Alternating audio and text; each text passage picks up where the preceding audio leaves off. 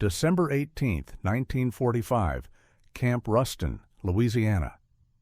Margaret Hoffman pressed her forehead against the mess hall window, watching American guards pile fresh apple pies on wooden tables. The sweet cinnamon scent drifted through the glass, making her stomach clench, not from hunger, but from something worse: gratitude. She had spent 312 days in this prison camp, and tomorrow they would force her to leave. But why did freedom feel like punishment when captivity had tasted like warm apples and sugar? 13 months earlier, everything smelled like diesel fuel and fear. November 1944, somewhere near Aachen, the Wehrmacht truck lurched to a stop, throwing Margrethe against the metal bench. Her nurse's uniform, once pristine white beneath the Red Cross armband, was now gray with road dust and black with dried blood, not her own. Through the canvas flap she glimpsed American soldiers, their rifles pointed at the truck's human cargo. 23 German auxiliary women, most barely past their 20th birthday.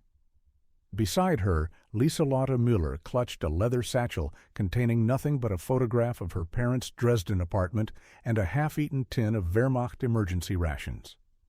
At 19, Lieselotte had joined the Luftwaffe Signals Corps to escape her father's bakery, trading flour dust for radio static.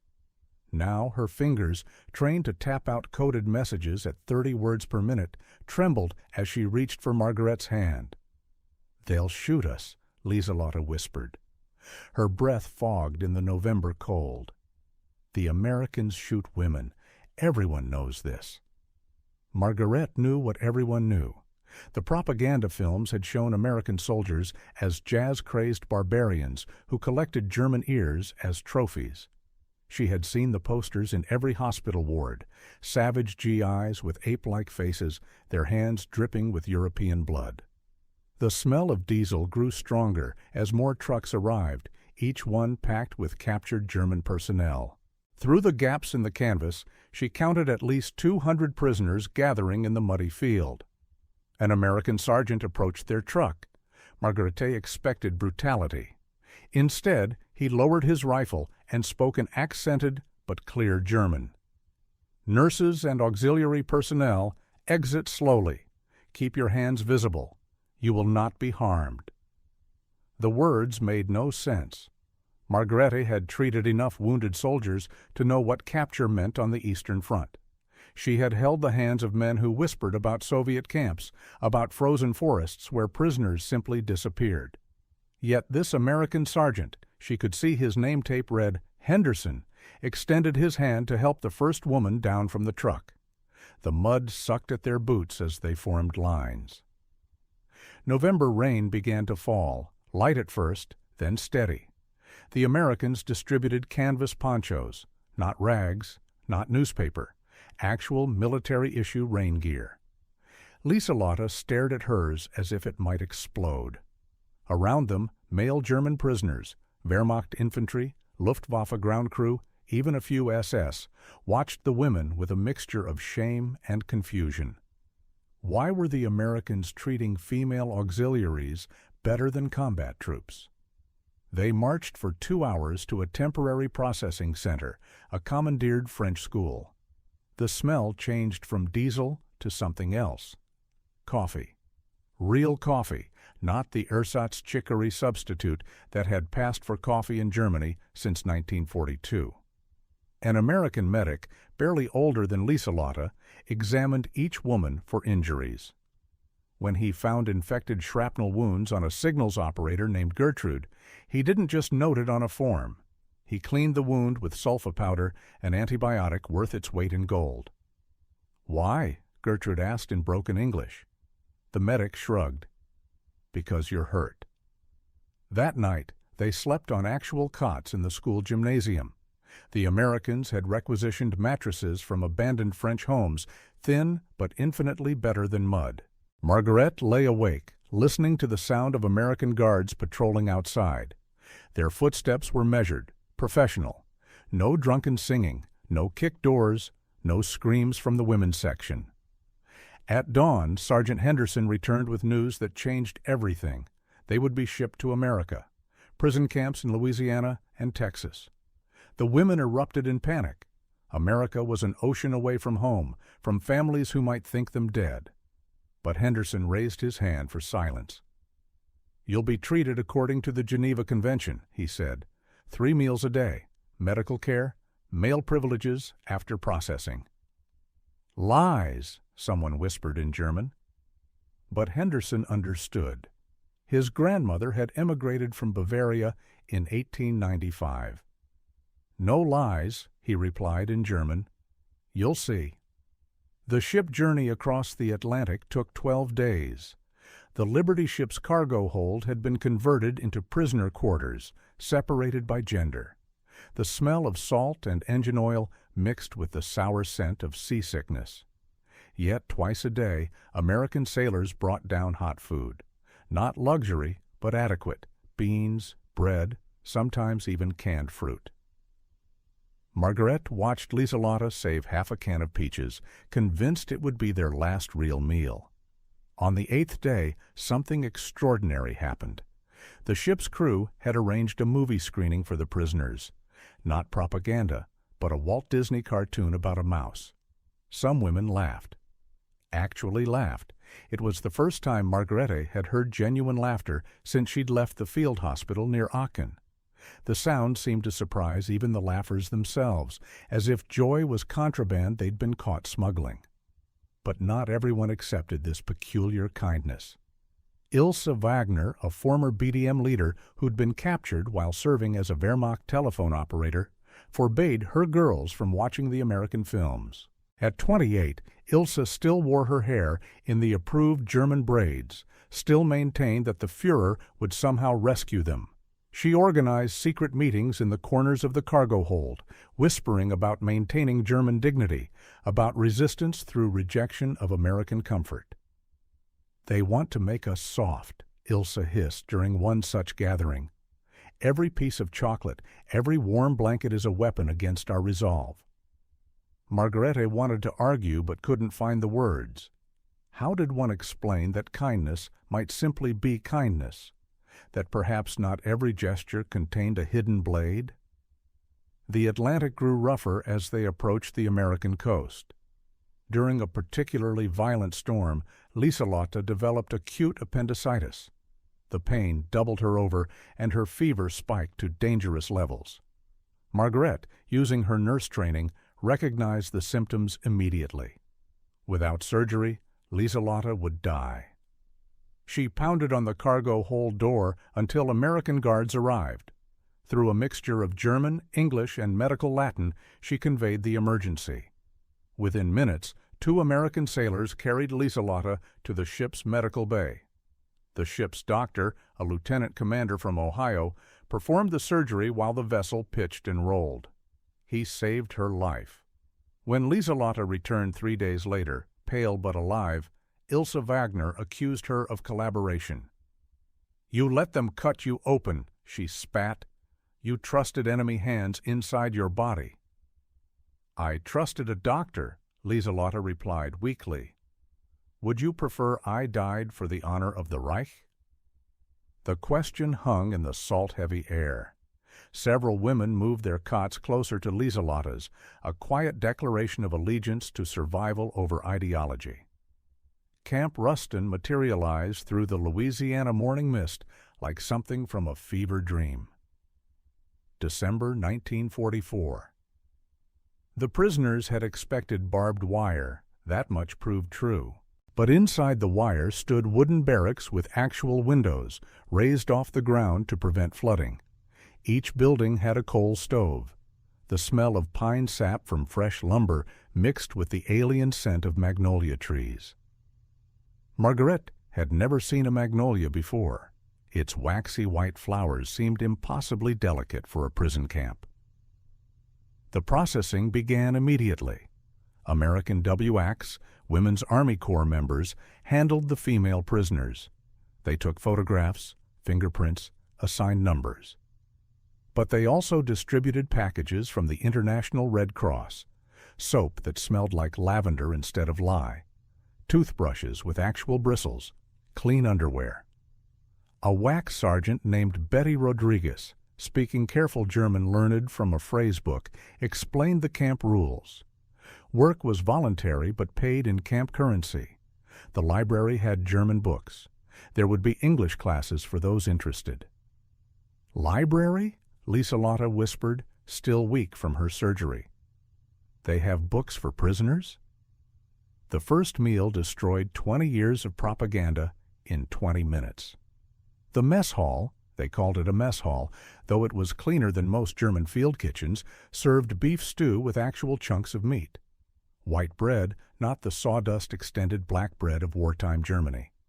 Butter. Real butter that melted yellow on the warm bread. And then the impossibility. Dessert. Apple pie with a lattice crust, steam still rising from the filling. Margaret watched Ilse Wagner take her first bite of pie.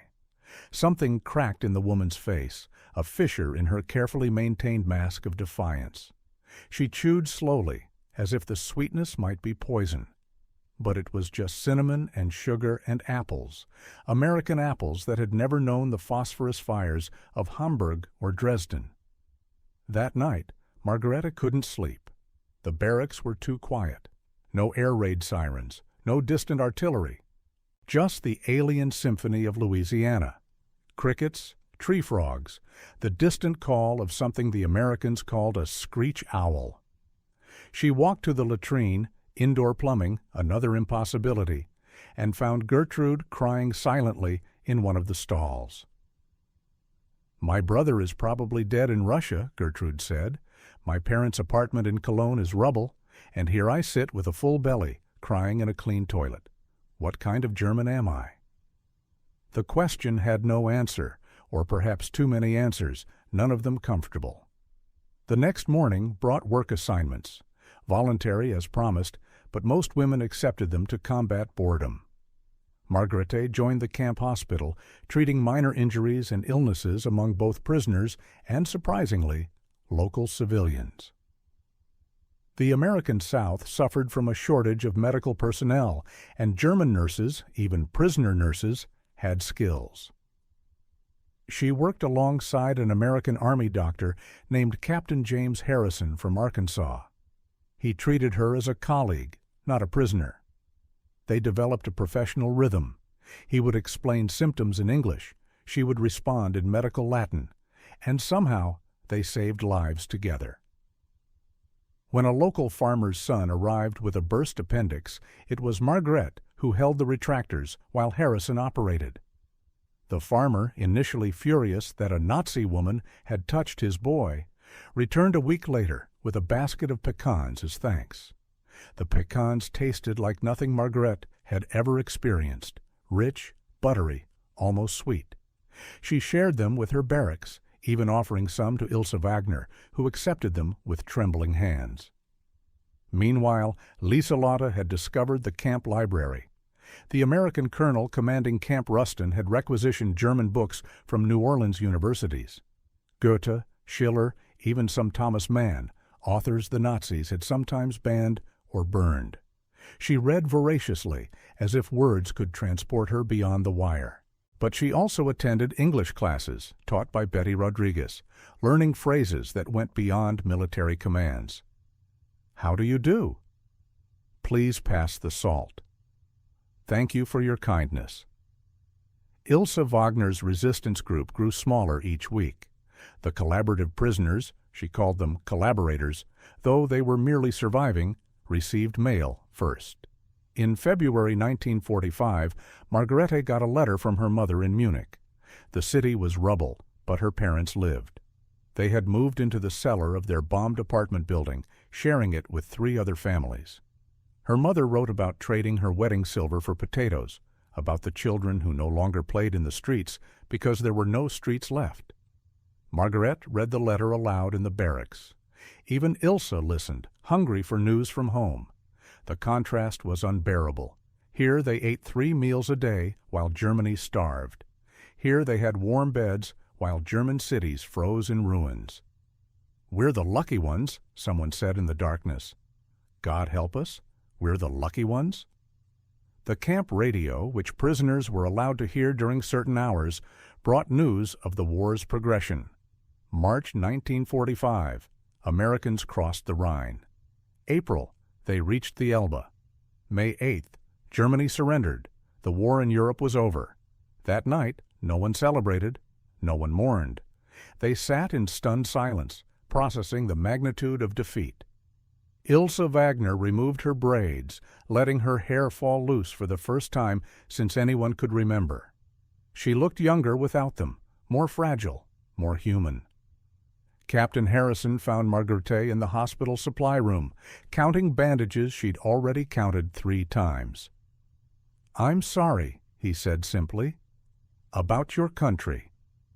She looked at him, this enemy who'd become a colleague, this American who'd taught her that kindness could exist without conditions. "Which country?" she asked. "The one that sent me to save soldiers' lives, or the one that told me you were monsters? Both are gone now." The summer of 1945 brought unexpected changes. With the war in Europe over, the camp atmosphere shifted. Security relaxed. Local civilians, initially hostile, grew curious about the German women who spoke polite English and worked in their hospitals and schools. A farmer's wife named Mrs. Dougherty began bringing fresh vegetables to trade for knitted goods. Many prisoners had learned to knit from Red Cross supplies. Lieselotte started teaching German to the American Guard's children. It began accidentally when a guard's 5-year-old daughter wandered near the fence, and Lieselotte gave her a paper flower she'd folded. The girl's father, Corporal Tim Mackenzie from Iowa, had lost his brother in Normandy. But he watched his daughter learn to count in German, 1, 2, 3, and something softened in his face. "My brother Tom would have liked you," he told Lieselotte one day. "He always said the war wasn't about hating Germans, just stopping Hitler." The distinction mattered. It was a mercy they hadn't expected. July brought the news of something called an atomic bomb dropped on Japan. The prisoners struggled to understand the description, a single bomb that destroyed an entire city. Ilse Wagner laughed bitterly. "Now the Americans have become death itself," she said. But even she couldn't maintain her anger when Betty Rodriguez explained that it might end the Pacific War, might mean no invasion of Japan, might save millions of lives, American and Japanese both. The camp's most surreal moment came in August 1945. The colonel decided to hold a camp talent show open to both prisoners and guards. The Germans were reluctant at first, but music transcended wire. A former opera singer from Berlin sang Schubert Lieder. An American private played jazz trumpet. Lieselotte and 3 other women performed a traditional Bavarian folk dance they'd reconstructed from memory. The American audience applauded genuinely. But the highlight came when Margrethe and Captain Harrison performed an impromptu medical demonstration showing basic first aid techniques. They moved and practiced synchronization, demonstrating bandaging and splinting techniques. The audience laughed when Harrison pretended to be a difficult patient, complaining in exaggerated German, while Margrethe responded with mock sternness in English. For those few minutes, they weren't captors and prisoners. They were simply people sharing knowledge, sharing laughter. September brought letters from home with increasing detail about Germany's collapse. Gertrude learned that her brother had survived Russian captivity, but returned to find their family home occupied by refugees from the East. Margaret's father wrote about American occupation troops in Munich, some kind, some cruel, all overwhelmed by the devastation. He mentioned seeing former neighbors denounce each other as Nazi supporters or resistance members, depending on which story might bring more rations. The prisoners began to realize a terrible truth. They might be safer in Louisiana than in occupied Germany. October's cotton harvest provided unexpected opportunity. Local farmers, desperate for workers, petitioned to use prisoner labor. The women who volunteered, including Lieselotte, picked cotton under the Louisiana sun, their fingers learning the rhythm of the work. They were paid in camp scrip, but more importantly, They earned something else: the grudging respect of local farmers who watched German women work as hard as any field hand. Mrs. Doherty brought her daughter Mary to meet the prisoners one Saturday.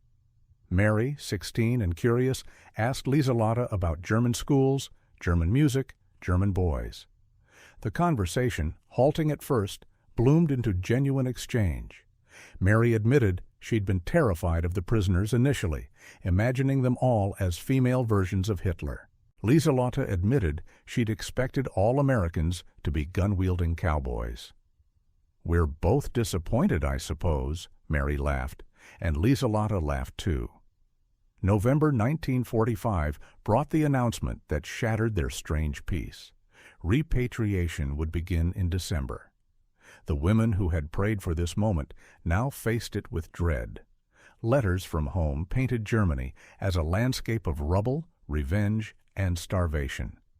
The American zone seemed safer, but the Soviet zone, where some would be sent, promised only darkness. Gertrude's family lived in what would become East Germany. She stopped eating, stopped speaking, stopped everything except staring at the fence. The camp authorities, perhaps sensing the prisoners' terror, made an extraordinary offer. Any woman with critical skills, nurses, teachers, translators, could apply for delayed repatriation to help with camp operations until the male prisoners were processed. It was voluntary. It was also a lifeline. Margaret found Ilse Wagner burning her journals behind the barracks. Years of careful documentation, all her notes about maintaining German pride in captivity, turned to smoke in the Louisiana night. "You were right," Ilse said without looking up. "I was the fool. I held on to an idea of Germany that never existed, or perhaps existed only in my mind." She pulled out a photograph, herself at a BDM rally in 1938, radiant with certainty. She held it over the flames, then pulled back. "I can't even burn who I was? How can I return to who I must become?" The question haunted them all. Who would they become in defeated Germany? Would they admit to their time in America, where they'd been treated better than many German civilians? Would they hide their complicated gratitude, their transformed understanding of the enemy? December 18th, 1945. The morning Margrethe stood at the mess hall window, watching those apple pies being prepared. They were farewell pies, she realized. Tomorrow, the first group of women would board trains for ships that would carry them back across the Atlantic. Back to judgment, hunger, and the suspicious eyes of countrymen who would wonder what they'd done to survive so well in enemy hands. Captain Harrison found her there. They'd worked together for a year now, saved dozens of lives, developed a wordless communication that transcended language. He carried 2 cups of coffee, real coffee, not the bitter ersatz that awaited in Germany. "You could stay," he said quietly. "Apply for the delayed repatriation. The camp needs nurses." For how long? 6 months? Maybe a year? A year. Another year of 3 meals daily while Germany starved. Another year of safety while her parents struggled in bombed Munich. Another year of being the enemy who was treated as human. "I received a letter yesterday," she said, "from my cousin in Hamburg. She was raped by British soldiers, twice, then by Soviet soldiers when she fled east, then by German refugees when she fled back west. She weighs 38 kilograms. Margrethe sipped the coffee, memorizing its richness. "How do I tell her that Americans gave me apple pie?" That afternoon, the camp held its final assembly for the departing women. Colonel Thompson, the camp commander, made a speech about hoping they would remember that Americans had treated them fairly. But it was Betty Rodriguez who destroyed everyone's composure when she presented each departing woman with a small package: soap, chocolate, cigarettes for trading, and a can of coffee. "For your families," she said in her practiced German. "We know things are difficult." Ilse Wagner was among those leaving. She'd requested repatriation to the American zone, where her elderly parents waited in Stuttgart. As she boarded the bus, she turned back to Margaret. "I hated you for adapting," she said. "But you were right. Survival is not betrayal." She paused. "When they ask me about the Americans, what should I say?" "The truth," Margareta replied, "that they confused us with kindness." Lieselotte had chosen to stay, accepting the delayed repatriation. Her English was now fluent enough to help with translation, and she'd begun teaching German to American soldiers who would occupy Germany. The irony wasn't lost on anyone, teaching future occupiers the language they'd need to govern her homeland. That evening, she and Margaret walked the camp perimeter, something they'd done hundreds of times. The Louisiana winter was mild compared to German winters, the air thick with moisture that smelled of earth and growing things even in December. "Corporal Mackenzie asked me something yesterday," Lieselotte said. "He asked if I could forgive Americans for bombing Dresden." Dresden, where Lieselotte's grandparents had lived. "What did you say?" "I asked if he could forgive Germans for his brother." They walked in silence until they reached the corner where they could see the lights of the nearest town, Ruston twinkling in the distance. American families were sitting down to dinner there. Children were doing homework. Radios were playing swing music. Normal life continued 3 miles from where 200 German women wrestled with impossible questions. "He said forgiveness wasn't his to give," Lieselotte continued. "That only his brother could forgive, and Tom was beyond forgiving or being forgiven." She pulled her coat tighter. "Then he said something else. He said maybe the best we can do is refuse to pass on the hatred." That night, Margaret made her decision. She would stay the extra 6 months. Not because she feared returning to Germany, though she did. Not because she preferred American abundance to German scarcity, though that was undeniable. She would stay because Captain Harrison had been teaching her new surgical techniques, procedures that might save lives in bombed hospitals with limited supplies. She would stay because she could accumulate medicines to bring home, antibiotics that didn't exist in Germany. She would stay because survival required more than food. It required purpose. The next morning, December 19th, she watched the buses carry away the first group of repatriates. Gertrude was among them, thin from her hunger strike, but determined to return to her family regardless of which zone they inhabited. She'd sewn American dollars into her coat lining, payment from her work in the camp laundry, hoping they might buy food or safety, or at least time. As the buses disappeared down the Louisiana road, Margaret returned to the hospital. A local child had been brought in with pneumonia, and Captain Harrison needed her help. The boy's father, a veteran who'd lost his left arm in Italy, watched nervously as the German nurse examined his son. "You're one of them prisoners," he said. It wasn't a question. "Yes." He studied her for a long moment. "My unit captured a German field hospital near Florence. The nurses stayed with their wounded even when we overran them. Wouldn't abandon them." He shifted his weight. "You stayed with yours?" "Until the end." He nodded. "Then I guess you can treat my boy." The moment was small, personal, but it contained something larger. Recognition that enemies were roles assigned by history, not inherent identities. That healing transcended flags. January 1946 arrived with news that changed everything. The Nuremberg trials had begun. The radio carried reports of testimony about concentration camps, about horrors that many Germans claimed not to have known. The prisoners listened in sick silence to descriptions of Auschwitz, Bergen-Belsen, Dachau. Some wept, some vomited. Ilse Wagner, had she been there, would have denied, deflected, defended. But she was gone, and those who remained had no shields against the truth.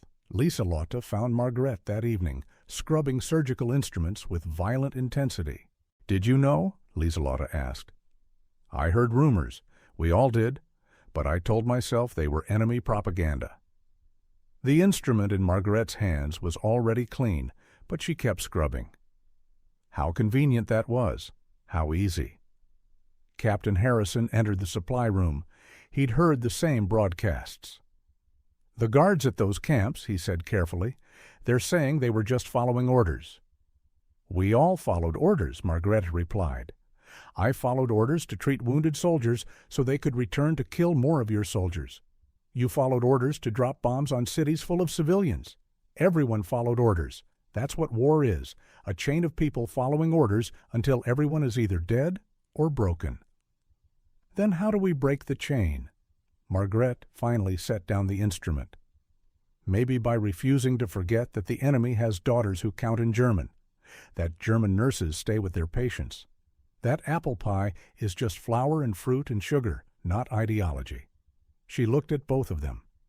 "Maybe by remembering that kindness is also a choice." February brought more repatriations.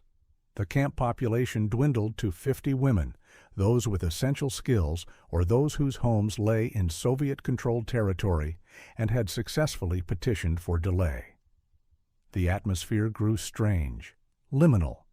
They were neither prisoners nor free, neither German nor American, suspended between worlds.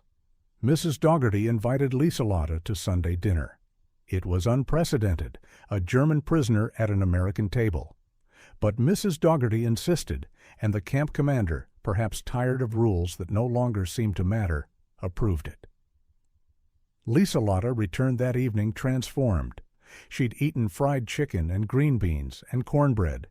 She'd helped wash dishes while Mrs. Dougherty's husband played fiddle. She'd been, for 3 hours, just a young woman at a family dinner. "They said grace before eating," she told Margaret. "They thanked God for food, for family, for peace." "Mrs. Dougherty's son is still in the Pacific. They don't know if he's alive, but they thanked God for peace anyway." She paused.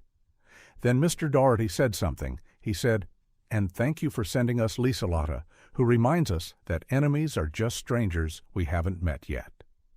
March 1946. Captain Harrison received orders. He would deploy to occupied Germany to help establish hospitals in the American zone. He found Margaret organizing medical supplies for her own eventual return.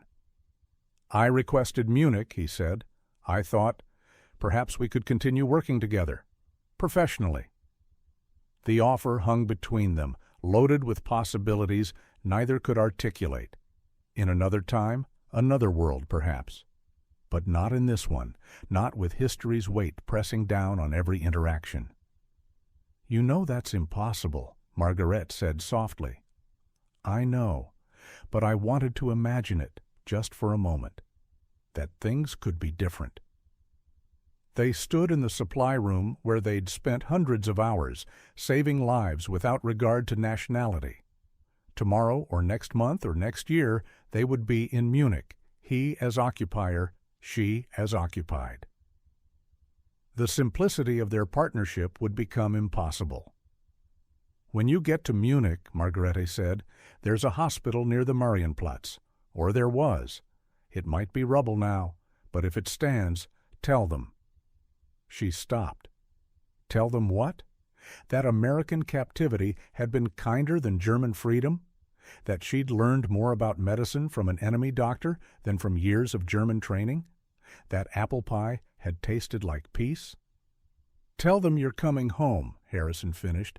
"That's all that matters."